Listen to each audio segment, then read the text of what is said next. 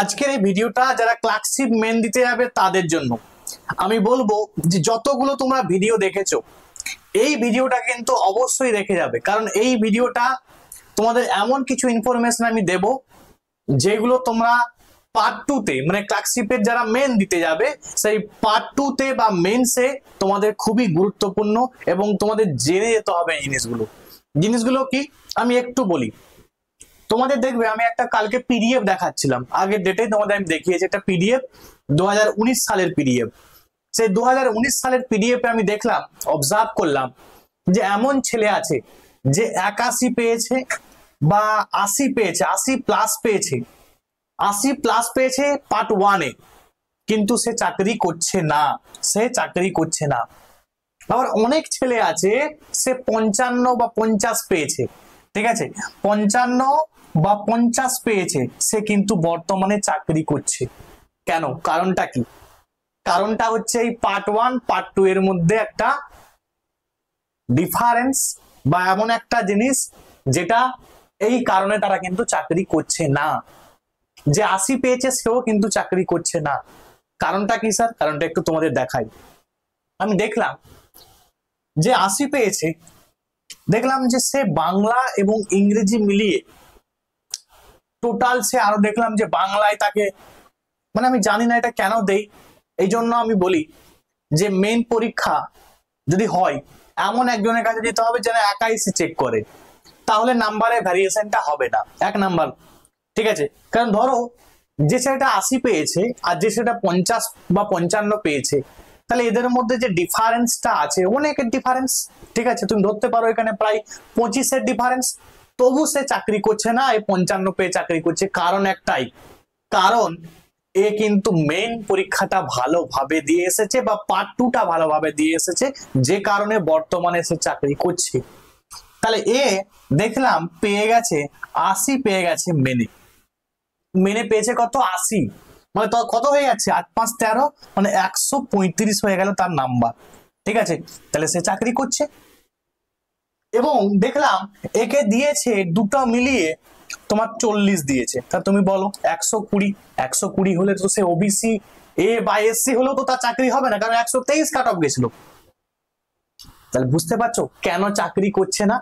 Because of এই main কে যারা একটু ভাবছো যে প্রিপারেশন নেব না, আমি কি করব, আমার নাম্বার 50 আছে, আমার নাম্বার 55 আছে, আমি কি আদৌ প্রিপারেশন নেব মেনের জন্য, যারা ভাবছো তারা এই জিনিসটাকে উদাহরণ হিসাবে দেখে নাও। এবং যদি মনে হয় পিডিএফটা তোমরা নেবে, তোমরা যাও আমার টেলিগ্রামে যুক্ত হয়ে যাও বা হোয়াটসঅ্যাপ একটা গ্রুপ দেবো, সেখানে যুক্ত হও, যুক্ত হয়ে ডাউনলোড করে দেখো, চেক করে নাও, নিজে থেকে চেক করো, একদম স্পষ্ট দেখতে পাবে কেউ 80 পেয়েছে চাকরি করছে না, চাকরি পায়নি সে, এবং দেখো কেউ 55 পেয়ে চাকরি করছে।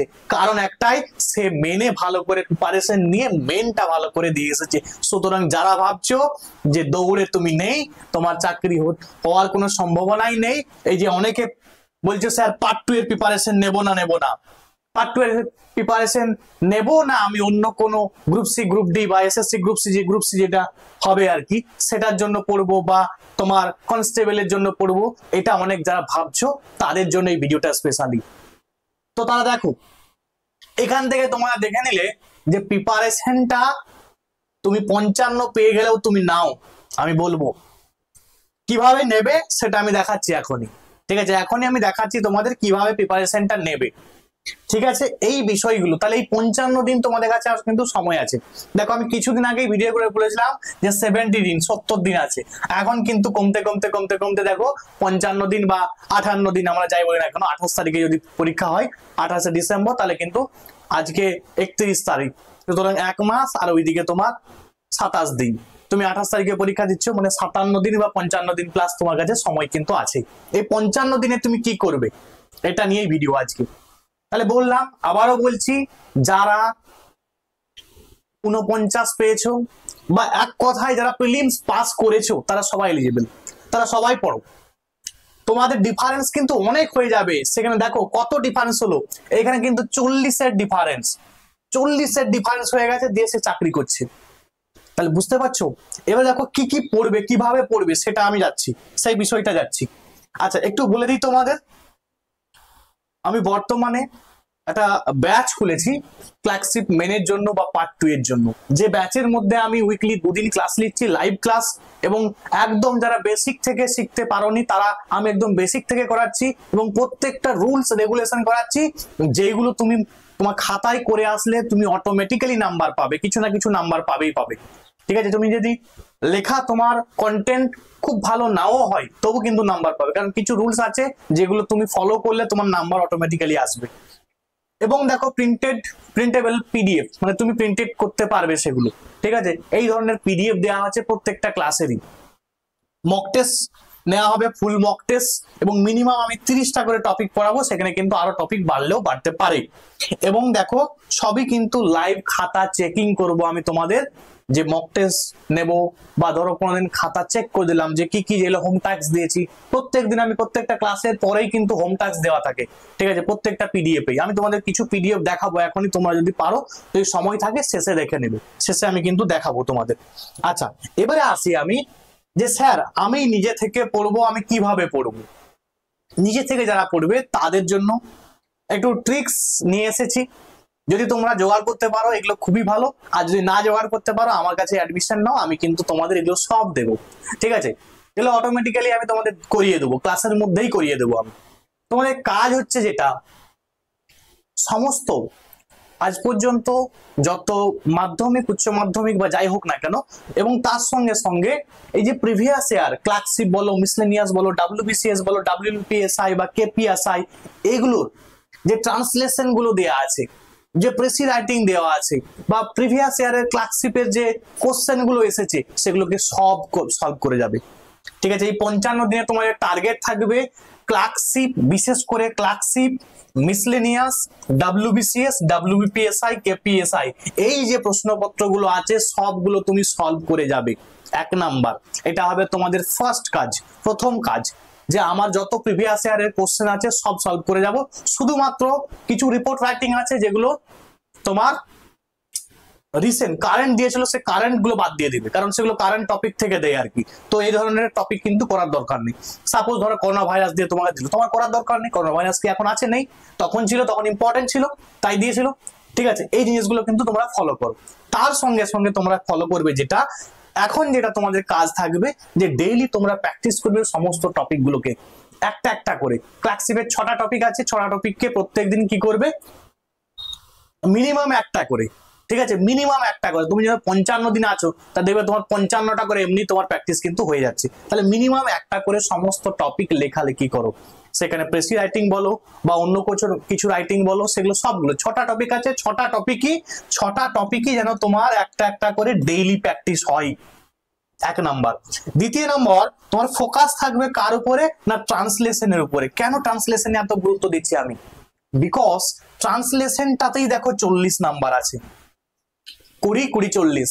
তাই ট্রান্সলেশনটা এই জন্য এত গুরুত্ব দিচ্ছি তোমাদের, যে ট্রান্সলেশনটা বেশি বেশি করো, বঙ্গানুবাদ বেশি বেশি বা ট্রান্সলেশন যেটা। ঠিক আছে, তাহলে বঙ্গানুবাদ 20 নাম্বার, ট্রান্সলেশন মানে B2E E2B, এই দুটোতে কিন্তু 20-40 নাম্বার আছে। এই দুটো যদি তুমি মারতে পারো একদম ছক্কা হয়ে যাবে, এটাতেই তুমি 35 বা 35 অ্যাভাব নাম্বার তুলতে পারবে, যদি এটা তোমার ঠিকঠাক করে চলে যায়। ঠিক আছে, বাকি রয়ে গেল তোমার প্রেসি রাইটিং বা সারাংশ, এগুলো তুমি নিজেই পারবে। সারাংশ লেখা তুমি নিজেই বুঝতে পারবে, যে তুমি অটোমেটিক্যালি লিখতে পারবে। কিন্তু প্রেসি রাইটিং শিখতে গেলে না কিছু মানে শিখতে হবে, কিছু জানতে হবে। সেখানে কিন্তু তোমার ইংরেজির পরীক্ষা কিন্তু হয় প্রেসি রাইটিং এর ক্ষেত্রে। তো এটা মাথায় খেয়াল রাখবে। এর সঙ্গে সঙ্গে তোমাদেরকে ফোকাস করতে হবে সমস্ত রুলস এর ক্ষেত্রে। ঠিক আছে, যেমন বললাম যে প্রেসি রাইটিং, রিপোর্ট রাইটিং, প্রতিবেদন রচনা, কিছু রুলস আছে, সে রুলস গুলো ফলো যদি তুমি করে আসো, তোমার কিন্তু অটোমেটিক্যালি তুমি পার্ট 2 তে সিলেক্ট হবে। এই জন্য তোমাদের বারবারই বলছি, যদি তোমরা এগুলো নিজেরা পড়তে পারো ভালো, আর যাদের মনে হচ্ছে একটা গাইডের প্রয়োজন, সেই গাইডের জন্য তোমরা কিন্তু আমার যে ব্যাচ আমি করেছি সেই ব্যাচে তোমরা অ্যাডমিশন নিতে পারো।